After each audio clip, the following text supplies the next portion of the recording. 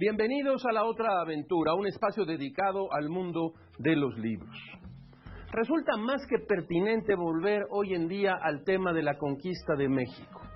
Hace 500 años se vieron las caras por primera vez Cortés y Moctezuma. Dentro de 2 años se cumplirán 500 de la caída de México Tenochtitlan. Mucho se ha escrito sobre el tema, pero parece que sin embargo jamás será completamente comprendido.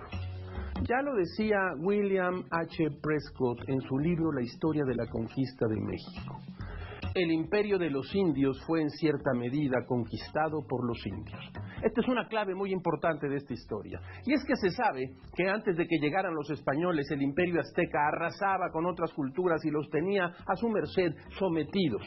Es muy posible que cuando vieron la posibilidad de tirar al imperio que tanto los oprimía, no dudaron en formar parte del pequeño ejército español que avanzaba hacia la gran ciudad, sin siquiera vislumbrar las consecuencias.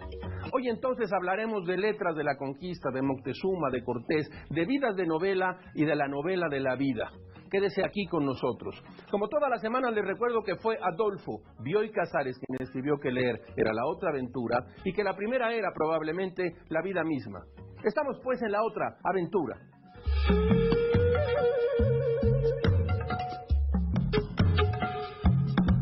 Déjeme que le cuente esta historia impresionante.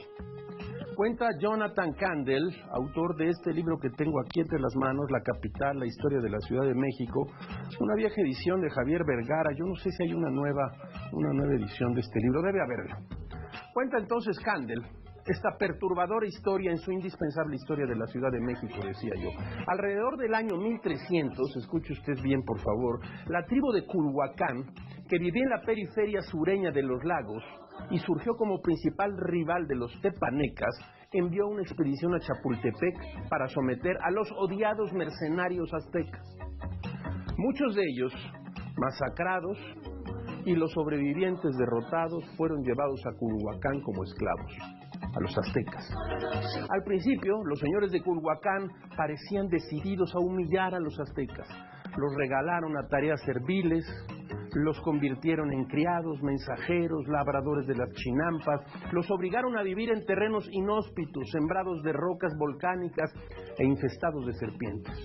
Los aztecas no solo sobrevivieron a este calvario, sino que resistieron el hambre comiendo víboras. Los señores de Culhuacán les dieron a los aztecas entonces una oportunidad siniestra: combatir a los xochimilcas. Los aztecas masacraron, regresaron de la batalla con miles de orejas como trofeos de la victoria. El gobernante de Culhuacán, Cocoxtli, los liberó de la servidumbre. Los aztecas le pidieron que una de sus hijas casara con un cacique azteca. Escuche usted. Cocoxtli aceptó con la esperanza de conservar la lealtad de los salvajes mercenarios. Cuando Cocoxtli llegó al templo azteca, oscuro, humeante, para presenciar la ceremonia en la cual su hija se uniría a un azteca, lo recibió un sacerdote azteca ataviado con una piel humana recién desollada. Entre las sombras y el humo, Cocoxtli gritó horrorizado. La piel que envolvía al sacerdote era la piel de su hija. Le habían ofrecido a los dioses aztecas. Así, los aztecas huyeron antes de que Cocoxtli reuniera a sus fuerzas guerreras. Cruzaron en barcas los lagos hacia el norte, hasta una islita deshabitada que encontraron a corta distancia, donde sus antiguos jefes tepanecas tenían una plaza fuerte y podían protegerlos contra la persecución de las fuerzas de Culhuacán. ¡Qué historia! Esa isla fue la que las leyendas aztecas describen como la tierra prometida del águila devorando una serpiente. La denominaron Tenochtitlan y su asentamiento allí en 1325 se considera como la fecha de fundación de la Ciudad de México. Así empezó todo. Ahora, tengo aquí conmigo otro libro. Cuenta Luis González Obregón en El origen de la ciudad, que viene aquí en este libro que antologaron José Joaquín Blanco y Jorge Olvera Ramos, publicado en la colección de los imprescindibles de Cal y Arena.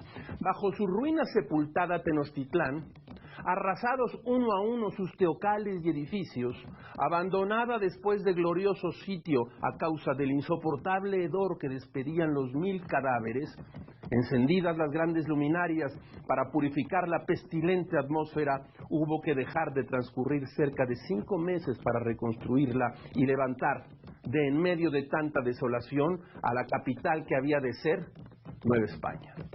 Mucho se vaciló, dice González Obregón, para elegir el mismo sitio. Varios conquistadores opinaron que se fundara la nueva ciudad en Coyoacán, otros opinaron que en Tacuba, otros más que en Texcoco.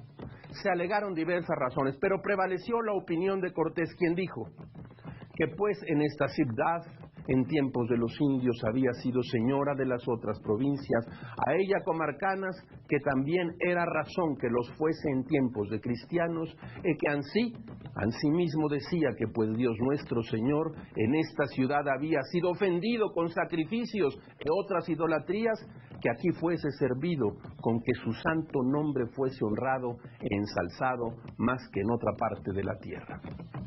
En 1522, mientras los indígenas levantaban los escombros de su ciudad destruida, Cortés ordenó que se formara la primera traza de la ciudad, el plano en que debía construirse, señalando las calles, las plazas, los terrenos donde los vecinos edificarían sus casas, el cabildo, la fundición, la carnicería, la horca, la picota.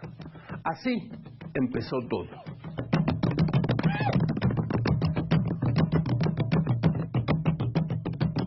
Uno de los libros más esclarecedores de la conquista, o digamos de la conquista y sus alrededores, desde el punto de vista antropológico y filosófico, es La conquista de América, El problema del otro, de Stefan Todorov. Los principios para el análisis son que la conquista de América estableció nuestra identidad que llevamos hasta hoy y nuestra relación con el otro, pues solo el conocimiento y el encuentro con el otro puede constituir el yo. Esto es una parte muy importante hoy en día que se polemiza sobre la conquista y los pueblos originarios. El otro principio es que la conquista se logró principalmente por la convicción de los conquistadores, de su superioridad europea y de su convicción de integrar a los nativos a su cuadro de creencias y manera de ver el mundo. De acuerdo con Todorov, la motivación principal de Colón, por ejemplo, de acuerdo a sus propios diarios, no era el enriquecimiento, sino la expansión de la religión católica y la voluntad de ver nuevos mundos, de descubrirlos. Para Todorov, Colón no vio en los nativos al otro, para él no eran individuos, sino simples elementos del vasto paisaje que se le presentaba. Por eso no tuvo empacho en aniquilarlos, esclavizarlos y educarlos, como si hubieran sido animales sin lenguaje, creencias, principios ni ley. Otro aspecto importante en la conquista fueron los signos. De acuerdo al autor, a Todorov, pues los españoles, a pesar de que también eran muy supersticiosos, no cargaban con la profecía que los aztecas temían y que creían cumplirse con la llegada de los españoles. Pensaban que era la llegada de Quetzalcóatl. Para el autor, para Todorov, la conquista sangrienta y con todas sus batallas y barbaries fue exitosa gracias a que no reconocieron al otro como individuo, cosa que ocurre sistemáticamente en las guerras. Ahora le cuento esto, mire usted, Juan Miralles, historiador, escritor y diplomático mexicano, escribió un par de libros fundamentales para conocer a Cortés y en consecuencia a Moctezuma. Aquí tengo uno de ellos, Hernán Cortés, una biografía, inventor de México. Está publicada esta biografía en Tusquets y debe conseguirse todavía. También escribió La Malinche, raíz de México. Escritos con una prosa clara y envolvente, Miralles logra llevarnos a aquel momento en que se conocieron el Tlatoani y el Conquistador. Aquí le vamos a traer un pasaje del libro sobre la mujer que Juan Miralles llamó La llave de México. Escúchelo usted. Desde el pretil de la azotea marina y los soldados observaban los andares de Peña, quien descendía las escaleras para ir a recoger a su capacete cada vez que Moctezuma lo sorprendía descuidado y se lo arrancaba, arrojándolo fuera. Un juego que parecía divertirlo mucho, dándole vueltas a esa situación. La esclava buscaba explicársela en función de que con anterioridad Moctezuma, dado su alto rango, no podía tener amigos, pero con la llegada de los españoles que lo miraban a la cara y con quien podía quizás incluso entonces hasta bromear, por primera vez pudo conversar con hombres que eran sus iguales. Fíjese usted, por primera vez pudo conversar. Miralles construye mediante un arduo trabajo de fuentes primarias un relato fluido y verosímil de los grandes personajes de la conquista. Si se encuentra usted este libro o La Malinche, de verdad no se los pierda. Hay otro buen libro de la Malinche, Una mujer indígena en la conquista, también publicado por Ediciones Era, y la autora es Camila Tausen. También es un magnífico libro. Letras de la conquista.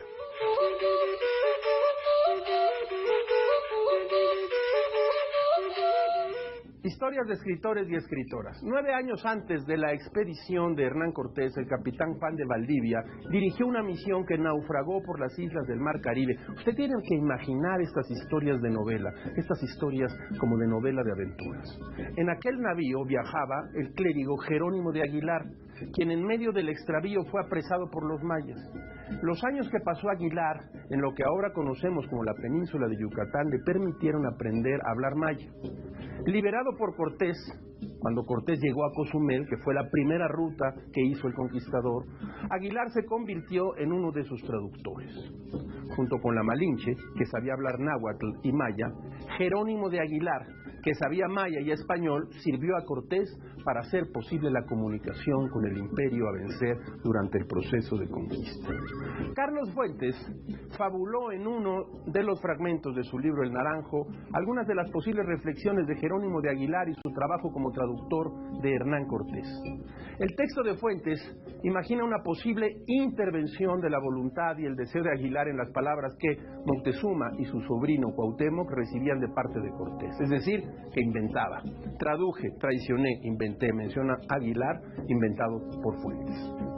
En el apartado número 9 de sus falsos testimonios, el falso Aguilar que creó Fuentes menciona, dice esto: solo confirmé jugando el papel de lengua entre el conquistador y el vencido, el poder de las palabras cuando las impulsa, como en este caso la imaginación enemiga, la advertencia implícita en el sesgo crítico del verbo cuando es verdadero y el conocimiento que yo había adquirido del alma de mi capitán Hernán Cortés, mezcla deslumbrante de razón y quimera, de voluntad y de flaquezas, de escepticismo y de candor, fabuloso de fortuna y malhado de gallardía y burlas de virtud, maldad, pues todo esto fue el hombre de Extremadura y conquistador de México. Este es Fuentes, la gran prosa de Fuentes, imaginándose a Jerónimo de Aguilar. Fuentes deja en el clérigo de Jerónimo de Aguilar la responsabilidad de conducir mediante la palabra los destinos de la invasión española en la América continental. Así lo dice el propio Fuentes mediante su personaje. Escuche usted rápidamente esto. Tales son los poderes de la mera burla, de la maldad y la fortuna cuando no casan bien, sino que se confían de las palabras para existir, que la historia del último rey Guatemus se resolvió no en el cauce del poder prometido por Cortés, ni en el honor con que se rindió el indio, sino en una comedia cruel, la misma que yo intenté y volví fatal con mis mentiras. Sucedió exactamente lo que yo mentirosamente inventé. Por ello no duermo en paz. Las posibilidades incumplidas, las alternativas de la libertad me quitan el sueño. La culpable fue una mujer. La mujer, como usted sabe, fue la Malinche. Fuentes es sugerente respecto a los procesos subjetivos y emocionales que se esconden en los documentos históricos de la conquista y le atribuye a Jerónimo de Aguilar pues una invención fantástica. Así como en los mismos procesos de traducción entre las lenguas pudieron ocurrir tergiversaciones voluntarias, los testimonios de dichos episodios son principalmente narraciones elaboradas en la mitad de un ríspido encuentro entre conquistados y conquistadores. El Naranjo, el libro de Fuentes, es sin duda uno de los ejercicios imaginativos más interesantes de la literatura mexicana sobre la conquista de México.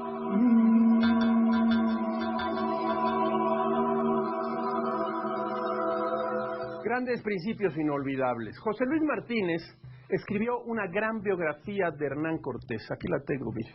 José Luis Martínez, Hernán Cortés, Fondo de Cultura Económica, en una coedición con la Universidad Nacional Autónoma de México. Es una obra mayor. Escuche usted este medallón de la vida del conquistador Hernán Cortés. Como los vagoneros de la literatura, escuche usted, Hernán Cortés. El hombre por cuya voluntad se transformó en una nueva nación el México antiguo, Hernán Cortés, nació en la villa de Medellín, en la región de Extremadura, España, en 1485, acaso a fines del mes de julio. Sus padres fueron hidalgos pobres. Él, Martín Cortés de Monroy, originario de Salamanca, había hecho la guerra cuando joven y era hijo de Hernán Rodríguez de Monroy, de donde le venía el nombre al nieto. Ella, Catalina Pizarro Altamirano, era muy honesta, religiosa, recia y escasa, según Francisco López de Gómara. El mismo historiador refiere que Hernán, hijo único de Martín y Catalina, crióse tan enfermo que estuvo a punto de morir y que lo salvó su ama de leche María de Esteban, vecina de Oliva, y una devoción al apóstol San Pedro. Por enfermedad o poca voluntad para los estudios y escasez de recursos, volvióse a su pueblo con disgusto de sus padres que lo querían licenciado. Bullicioso, altivo, travieso, amigo de armas, dice López de Gómara, y enamorado, traía perturbada la casa paterna y el pueblo, y era preciso encontrarle un destino.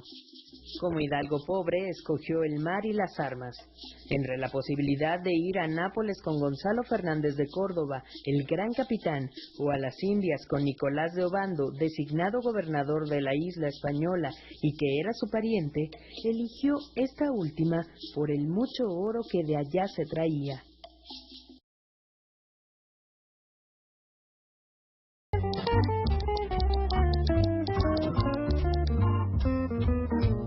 De la mesa de novedades, Oliver Sacks, El río de la conciencia. Este es un libro póstumo del gran escritor y neurólogo que dio varios libros notables para difundir la neurología y entender una parte o varias partes del cerebro humano. 2 semanas antes de fallecer, Oliver Sacks dejó preparado para su publicación este volumen que reúne 10 textos de temáticas diversas unidas en torno a una pregunta central cuya respuesta persiguió al autor a lo largo de toda su obra: ¿qué es lo que nos configura como seres humanos? El río de la conciencia de Oliver Sacks.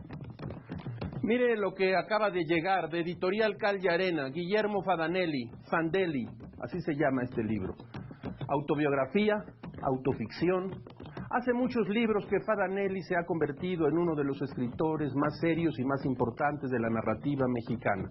Su trabajo, infatigable, su trabajo permanente y tenaz, le dan un lugar ya absolutamente de privilegio en las letras mexicanas. Aquí, en esta noveleta, mire usted, tiene 110 páginas, usted encontrará preguntas fundamentales, no solo sobre quién es Fandelli, sino sobre usted mismo. Cal y Arena lo ha publicado hace apenas unos días. Huele a tinta fresca. La más reciente novela de Guillermo Fandelli. No pude sino llevarme, cuando fui a la editorial Porrúa, este libro, Chanoc, Aventuras de Mar y Selva.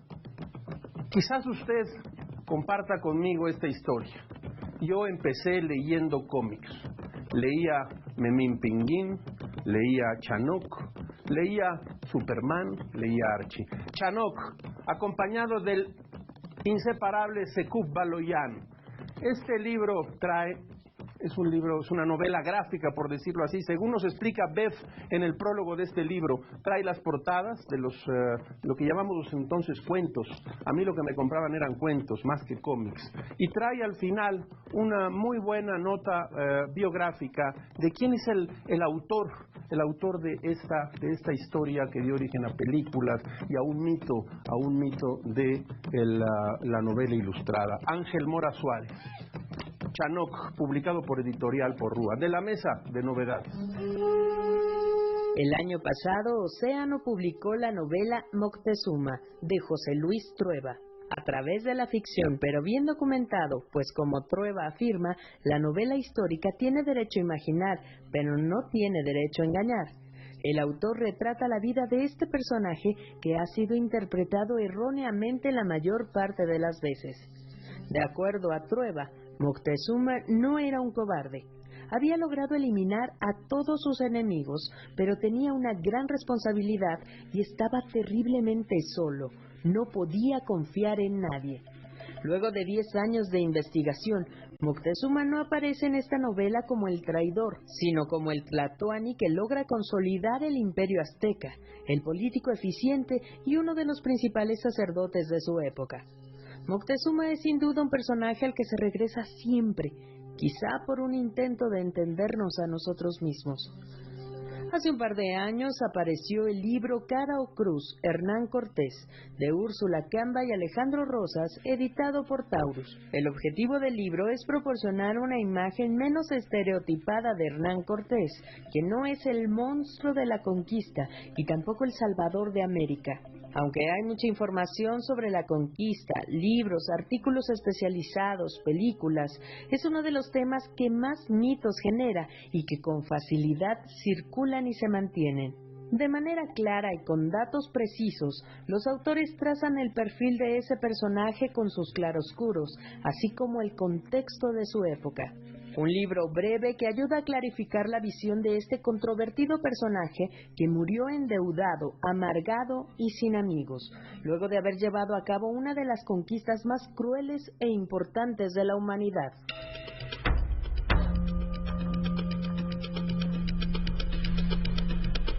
El historiador José Luis Martínez aseguró al inicio de su extenso trabajo, del cual ya hemos hablado, esta biografía de Hernán Cortés, que concentramos en la figura de este conquistador español el conflicto de nuestro origen. Tenemos un conflicto efectivamente con Hernán Cortés, un conflicto que poco a poco debe irse aclarando.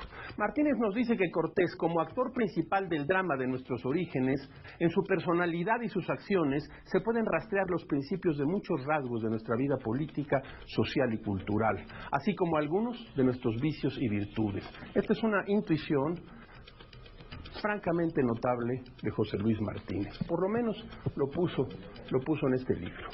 El antropólogo Roger Bartra publicó en 1987 La jaula de la melancolía, una pieza ejemplar, un ensayo literario en donde Bartra recorre distintas capas del proceso de identidad del mexicano o de lo mexicano, a partir de distintas figuras surgidas de la conquista, la independencia, la revolución y la conformación del Estado Nacional moderno del cual somos parte. Bartra va dando forma a los personajes y a los escenarios que nos definen con una claridad que a 30 años de su publicación convierten ya este libro en un clásico. Vale la pena recuperar de este ensayo la idea del mito del Edén subvertido. Este mito consiste en lo siguiente. Para la cultura moderna, el hombre rural es una suerte de sombra que produce nostalgia y melancolía. Es la inocencia primitiva y el orden original que se han perdido. En México, este mito, dice Bartra, ha adquirido dimensiones de epopeya por dos razones principalmente. Por la antigüedad del proceso, que parte de la conquista española, y adquiere la forma de choque y fusión de dos culturas. Y en segundo lugar, porque el fin del mundo campesino fue iniciado paradójicamente por la revolución campesina y obrera iniciada en los albores del siglo XX. Bartra menciona que el héroe de esta epopeya imaginaria es un personaje singular, pues pertenece a una estirpe de seres dolientes y agraviados. Es un ser extremadamente sensible, temeroso, receloso y susceptible.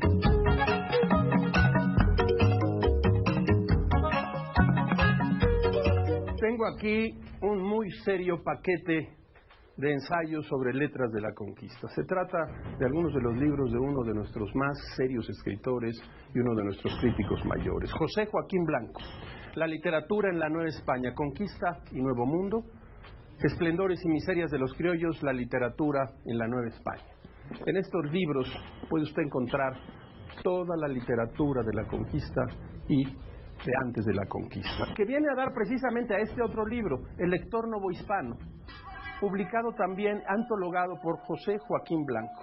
Puede leer las cartas de relación de Hernán Cortés, puede leer a Bernal Díaz del Castillo, Fray Toribio de Benavente, Fray Bernardino de Sagún, Fray Jerónimo de Mendieta, Fray Juan de Torquemada, Juan de la Cueva, Pedro de Trejo, Francisco Terrazas, Hernández González de Eslava, Antonio Saavedra Guzmán, Bernardo de Balbuena. Aquí, en estos tres libros, puede usted, publicados por Caldearena, puede usted encontrar una buena parte del conocimiento literario de las letras de la conquista, de antes de la conquista y un poco después. José Joaquín Blanco.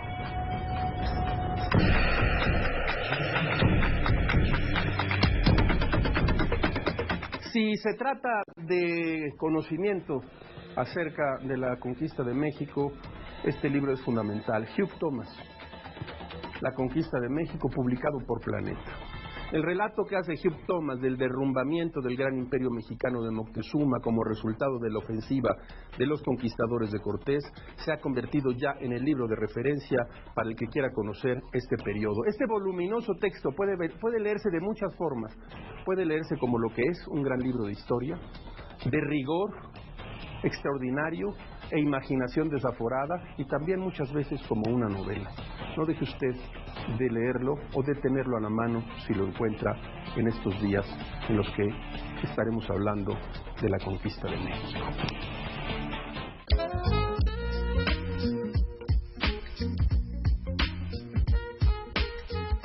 La editorial Lectorum ha iniciado la colección El Álamo, coordinada por Rogelio Guedea. Se trata de pequeños libros de poesía que son imprescindibles en nuestra tradición poética. Ha publicado ya Eduardo Lizalde, Los Fulgores del Tigre. Déjeme que le lea un fragmento de un poema que se llama Tabernarios y Eróticos. Los amantes se aman en la noche, en el día, dan a los sexos labios y a los labios sexos, chupan, besan y lamen, cometen con sus cuerpos las indiscreciones de amoroso rigor, mojan, lubrican, enmielan, reconocen, pero al concluir el asalto, los dos lavan sus dientes con distintos cepillos. Eduardo Lizalde.